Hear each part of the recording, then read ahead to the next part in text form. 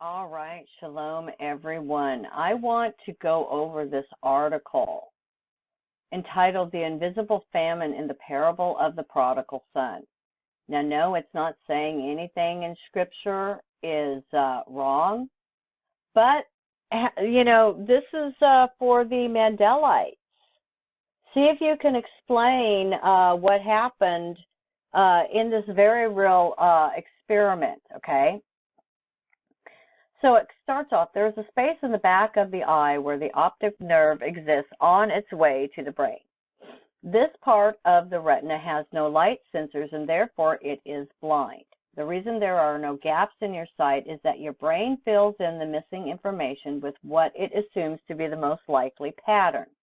Because this is not what you perceive, it is hard to believe you're actually missing part of the picture unless someone directs your attention to an experiment that can prove it.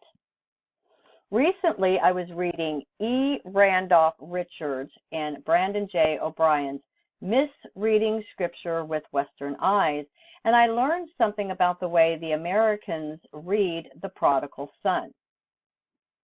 Mark Allen Powell had 12 students in a seminary class read the story carefully from Luke's Gospel, close their Bibles, and then retell the story as faithfully as possible to a partner. Now, just my side note, this would be from memory. They were supposed to carefully read it in their Bible.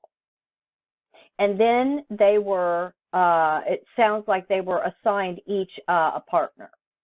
They were to close their Bible, and from what they just read from Luke's Gospel, they were then to retell the story as faithfully as possible according to what their memory just remembers them reading. Well, none of the 12 American seminary students mentioned the famine in Luke 15:14, which precipitates the son's eventual return. Powell found this omission interesting, so he organized a larger experiment in which he had 100 people read the story and retell it. Okay, so the first time, 12 students, okay?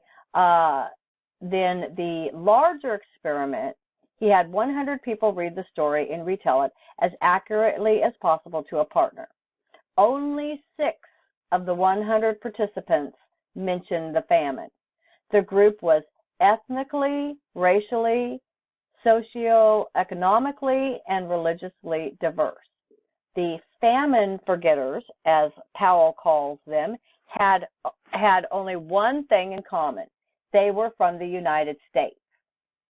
Later, Powell had the opportunity to try the experiment again, this time outside the United States. In St. Petersburg, Russia, he gathered 50 participants to read and retell the Prodigal Son story. This time, an overwhelming 42 of the 50 participants mentioned the famine. Why? Just 70 years before, or just 7 years before. Okay. Well, why did they mention the famine? Why did they remember it? Well, just 70 years before, 670,000 people had died of starvation after a Nazi German siege of the capital city began a 3-year famine. Famine was very much a part of the history and imagination of the Russian participants in Powell's exercise. Based solely on cultural location, people from America and Russia disagreed about what they considered the crucial details of the story. Americans tend to treat the mention of the famine as an unnecessary plot device. Famines are unreal to typical American readers. I have been thinking about this a great deal. My first thought was to wonder what other nuances we Americans with our full bellies overlook in the biblical text. When I think about the things Jesus says and does in the Bible, it is clear that fear of famine was present. Jesus demonstrated and spoke about the abundant generosity of God with loaves and fishes, wine and bread, figs and seeds. He asked his followers to live a kind of radical trust. They could leave their wealth, their work, their families, and as God provided food for the birds and the plants, he would do so for his people. It isn't a metaphorical abundance, a reference to being full spiritually or emotionally. We in the U.S. generally read it that way. He's talking about an abundance that is physical and tangible. He is talking about food. But famine blindness has implications that go well beyond theology. Until I read about this study, I thought I was rather well versed in the story of the prodigal son. I have read it in Luke. I've read 2 books by Henry Nouwen that meditate on the meaning of the parable by focusing on the tale from the perspective of each character. My as yet unpublished sequel to the novel Angel has a recurring motif of the prodigal son. I did not remember the famine. The article, the author of this article didn't remember the famine. Like an optical illusion that reveals the existence of a vision void on the retina, the study made me aware that I have blind spots. I like to think of myself as an empathetic person, but it is clear that suffering that I have not experienced personally is not fully real to me. I can read a story and not even notice that it is there. I can relate to the pain of your divorce because I've had a breakup. I can grieve with you because I have suffered loss. But when you are experiencing a kind of pain that I have not, I might not just be unsympathetic, I might not even notice. This does not make me exceptionally blessed, it makes me human. The best I can do now that I am aware of this fact is to do my best not to forget it. I may think I have a seamless image, but I don't see everything. Famine blindness has implications for how we function as a nation as well. It costs a lot of money to get a job in Congress or the White House these days. The gap between the wealth of average Americans and the people we elect to represent us is growing. The 113th Congress has become wealthier than the last, with incoming freshmen bringing in a median net worth of $1,066,516 each, about $1 million more than that of the average American.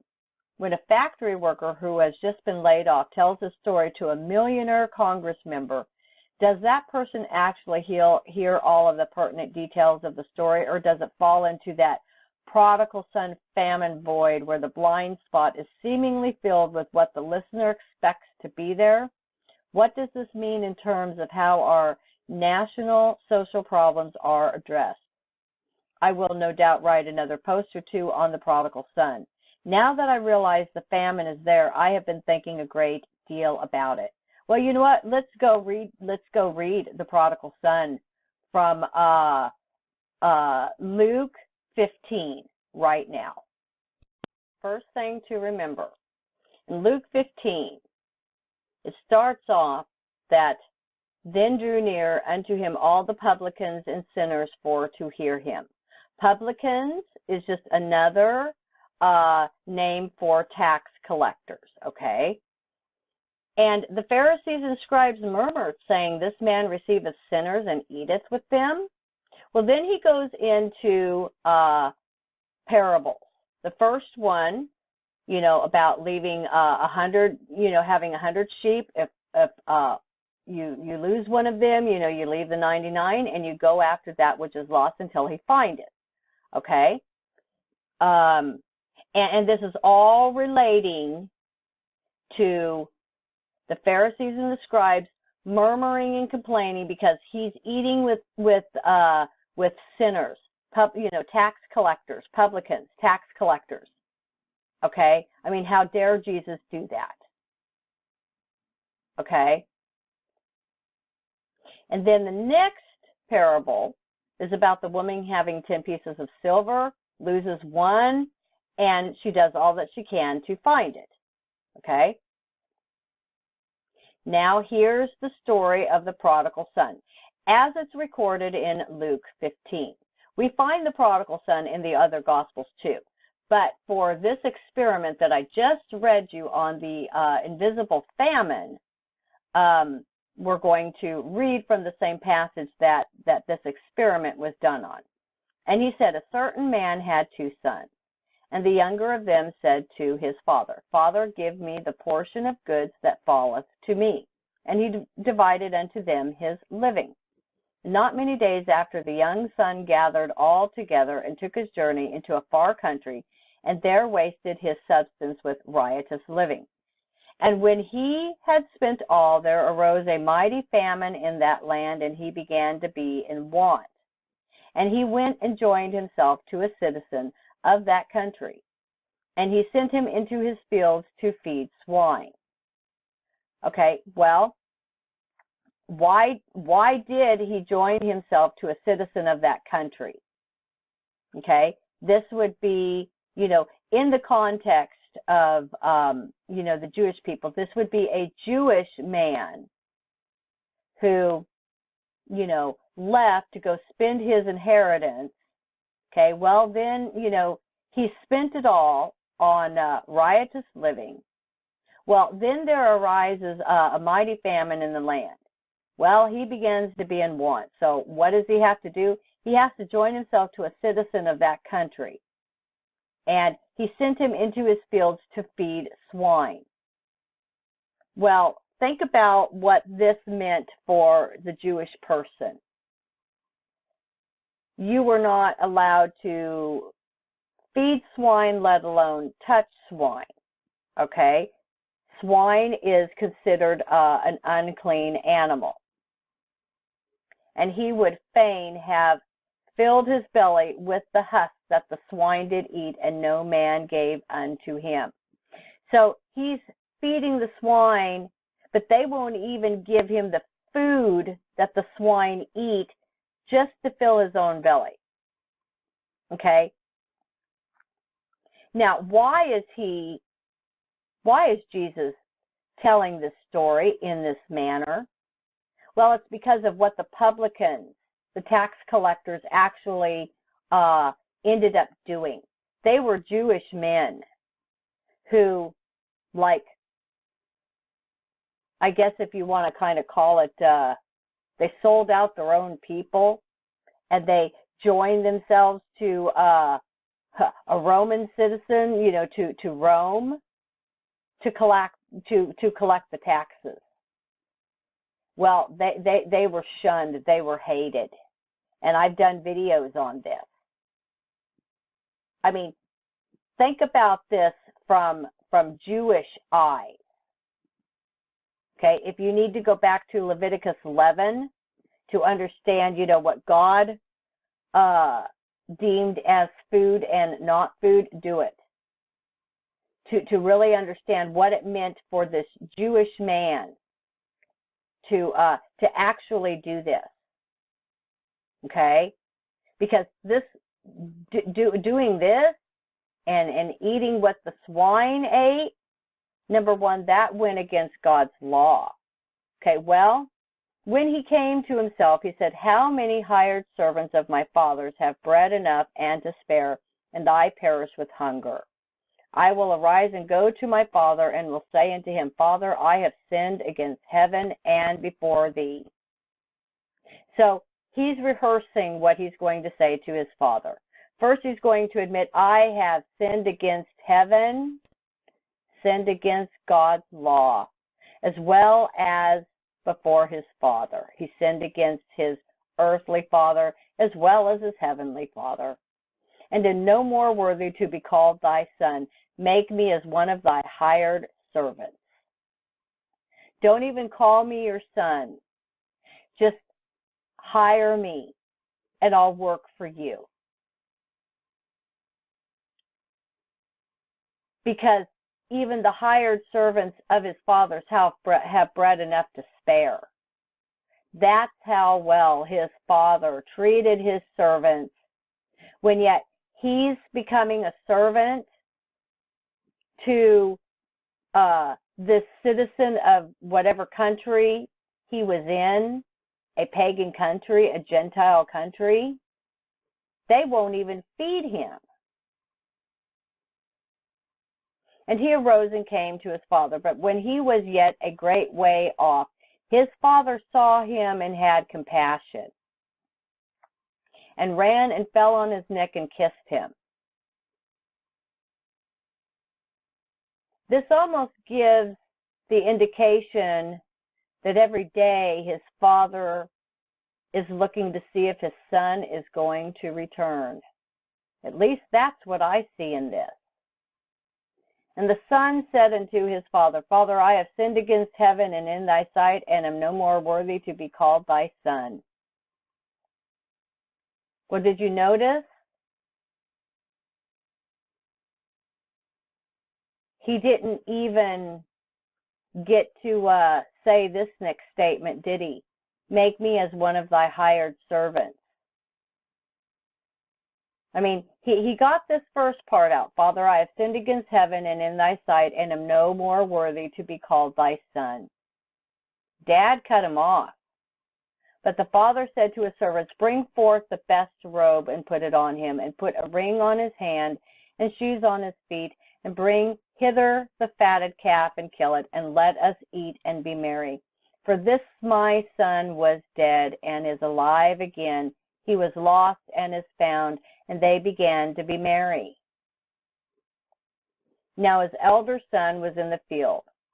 And as he came and drew nigh to the house, he heard music and dancing. And he called one of the servants and asked what these things meant. And he said unto him, Thy brother is come, and thy father hath killed the fatted calf, because he hath received him safe and sound. And he was angry, and would not go in. Therefore came his father out and entreated him. And remember, don't think in Western eyes. It would have been not seen as right and proper for a father to go out and entreat this older son. It would have been a shame to do this to your parent. Okay? But yet he did. And when you think about what kind of condition would he have been in when he got there to his father? He had been touching, feeding, probably sleeping next to pigs, which was forbidden to even touch, have anything to do with in Torah law.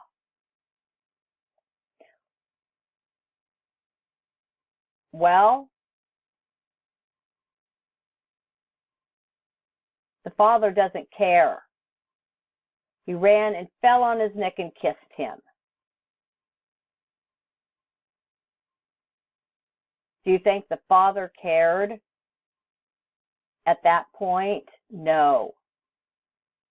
Just that his son was alive and he returned home.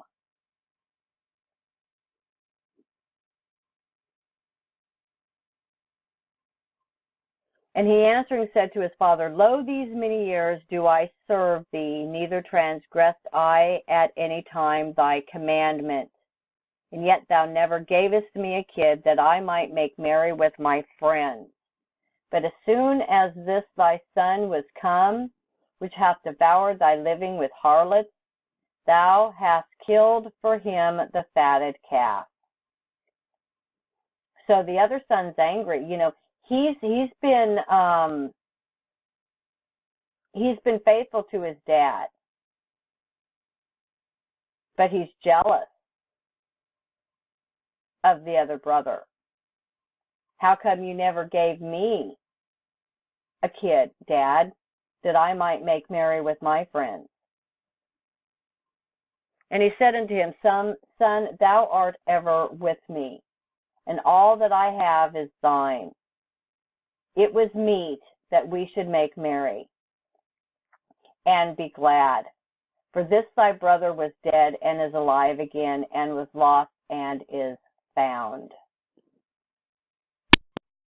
What is Jesus really trying to get across? Because remember, who is he speaking to?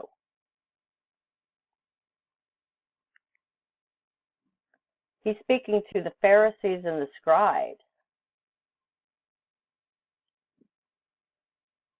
The publicans, the tax collectors, and the sinners were the prodigal son that walked away from God's law and his commandments, walked into pagan idolatry. And he likens the other son to the Pharisees and the scribes, who, what do?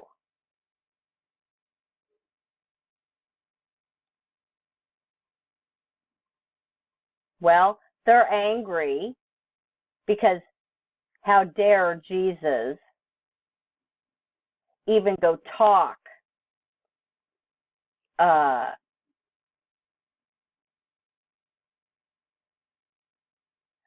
to these dirty pig farmers, in other words. The brother's angry, and he's likening them to the scribes and the Pharisees. Because when Jesus sits with the publicans and the sinners and eats with them, they're looking at that as no better than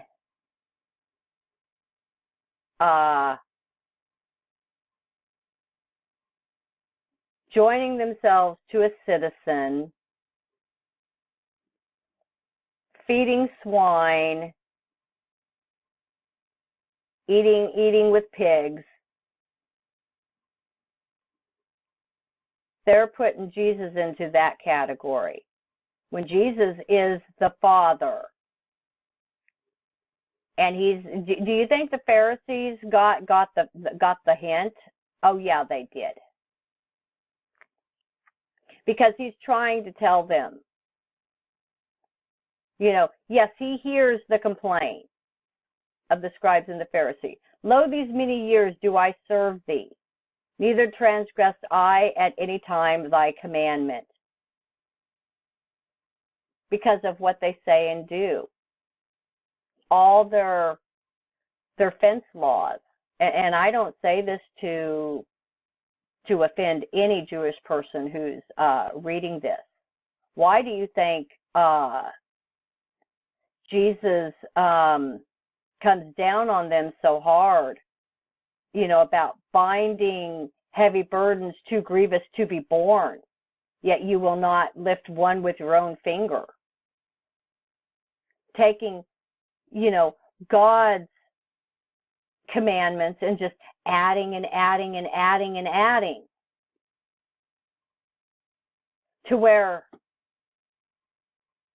some Jewish people get so discouraged, they just give up because they can't keep up with the oral law. It's too hard for them.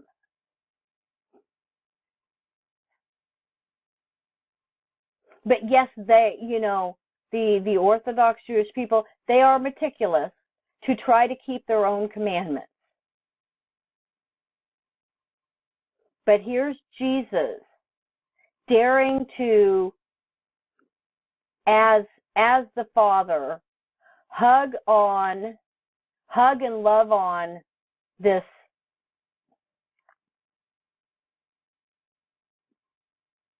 wayward son, having compassion on him, falling on his neck, kissed him, getting himself dirty in the process. If you think of the literal father in the story, I mean, this son had to have just smelled absolutely horrible. Plus, I mean, by Torah command, what you had to do if you even touched the carcass of an unclean animal. And this boy had been living and sleeping and eating among them.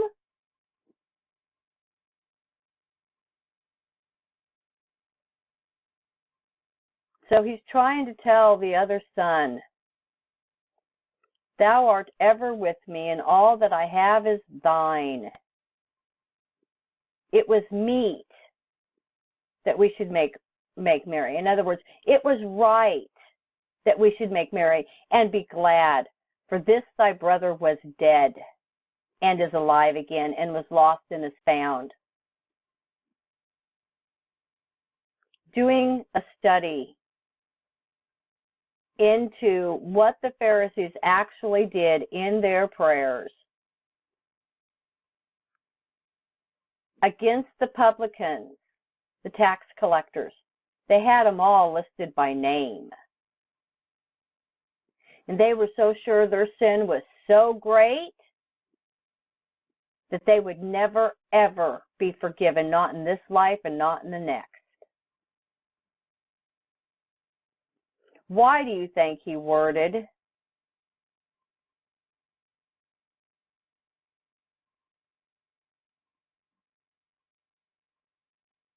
Father, I have sinned against heaven and before thee, and am no more worthy to be called thy son.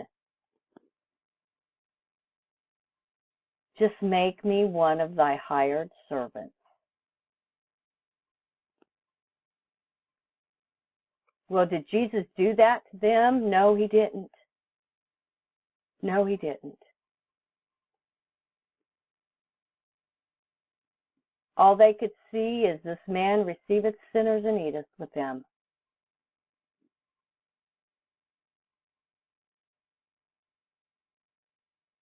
That's why he gives these 3 parables. Really think about it.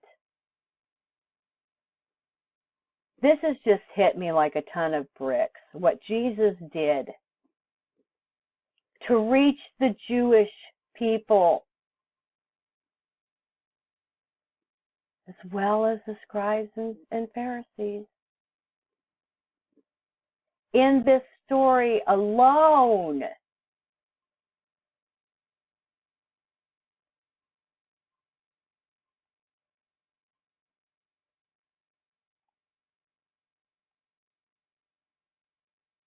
his father came out and entreated him.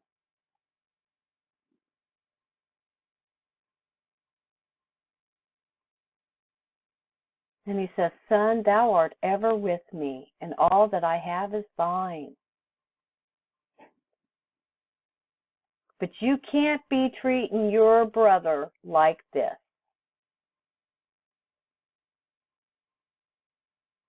Because he's your brother. These publicans, these tax collectors, they were Jewish.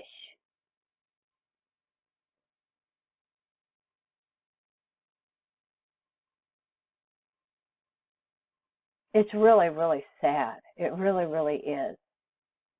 The great lengths that Jesus went to reach not only the prodigal sons,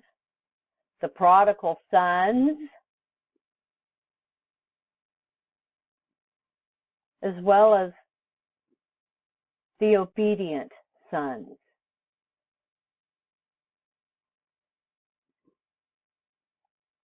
Now, it doesn't tell us in the end of the story what the reply of the obedient son was, but we have a pretty good idea of what the reply of the prodigal son was. He was prepared to never be called a son again. Just let me be a hired servant. Well, Dad wasn't going to have anything to hear about that.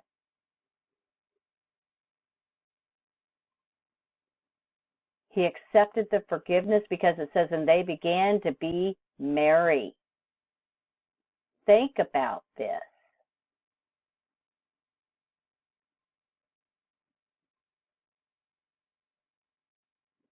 We don't know. Well,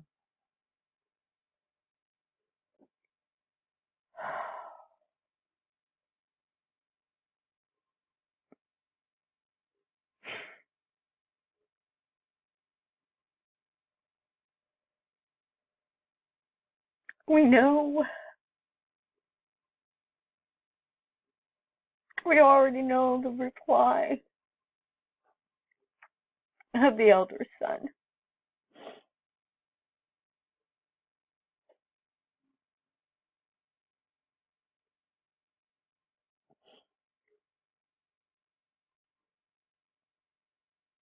Jesus as the Father in this story.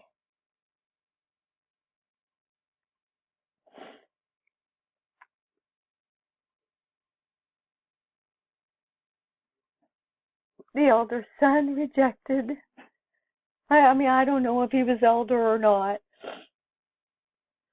It just says he had 2 sons. They rejected the father.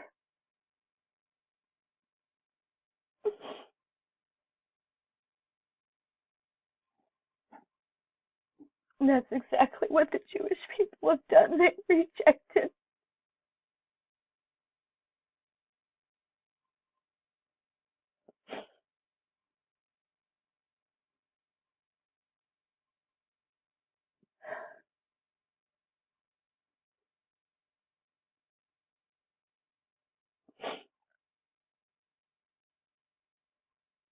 Now I know why God's called me to do this series. Because he loves this other son so much.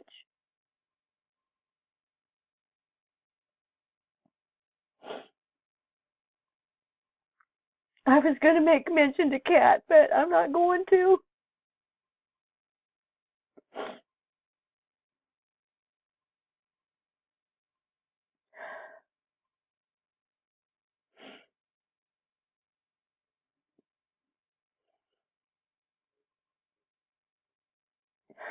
I think I've made my point, so I will close out.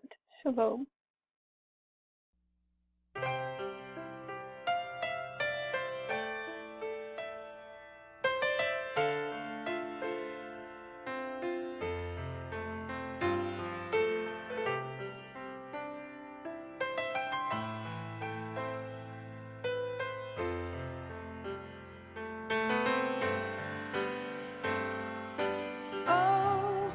How could I have hurt you, living cold and reckless?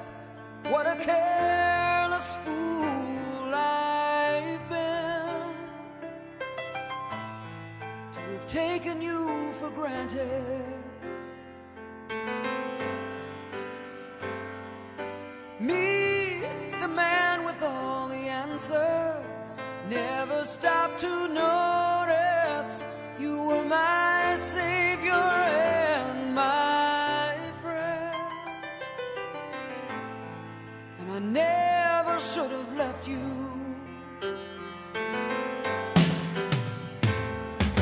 Now I'm standing in your shadow, waiting as the tears begin to fall.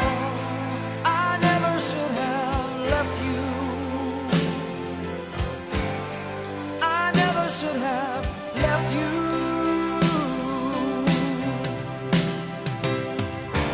Oh, I'd give my life for one chance to have you back again.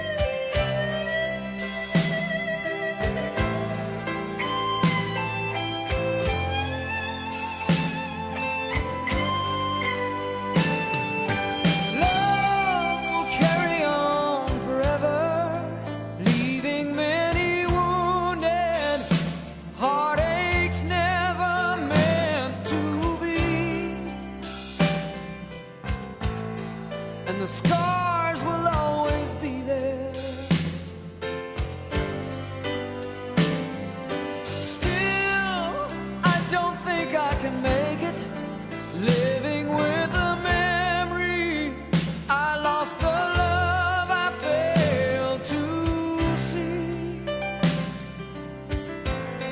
And I never should have left you.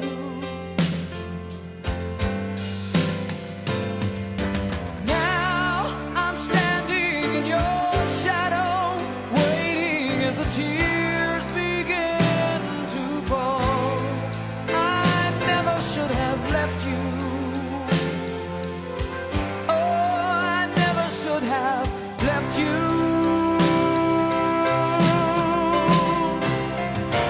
Oh, you gave your life for one chance that I might never get. And I never should have left you. I took your love for granted. I never should have left you. I never should have left you.